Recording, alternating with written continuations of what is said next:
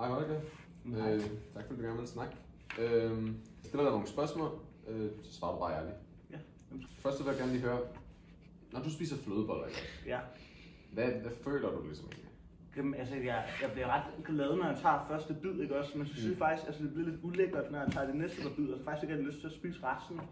Men altså, du ved, jeg er nødt til at spise med resten, fordi så er det madspild. Ja. Okay. Hvad synes du egentlig, flødeboller lugter af? Det lugter jo sådan lidt af mørk chokolade, måske også lidt laktose, lidt mælk. Ja. Hvad for en farve? Hvordan vil du beskrive en flødebolle? Hvilke farver og former vil du sige en flødebolle har? Den har jo formen af sådan en lille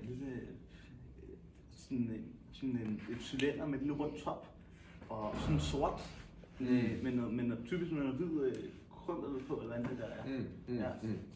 Okay. Det var lige klokken ringede og sagde at du var færdig, så tak fordi du kom. Det var så lidt. Yes. Farvel. Ja. Okay, tak for i dag. Hej. Hej Ingrid. Tak fordi du ville komme og være med til at svare på de her spørgsmål. Jeg stiller bare spørgsmålene, og så svarer du bare så præcis som du kan. Yes. Okay. Hvor meget vil du sige en normal ridehest vejer? Nok omkring 200 kilo. Okay. Hvor hurtigt vil du sige en normal ridehest kan løbe 100 meter? Nok omkring...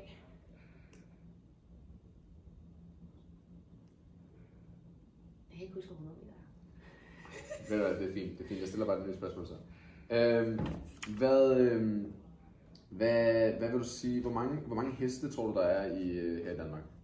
Du kan bare sige, du Nok omkring 100.000. Omkring 100.000? Ja. Hvor mange af de heste tror du er brune?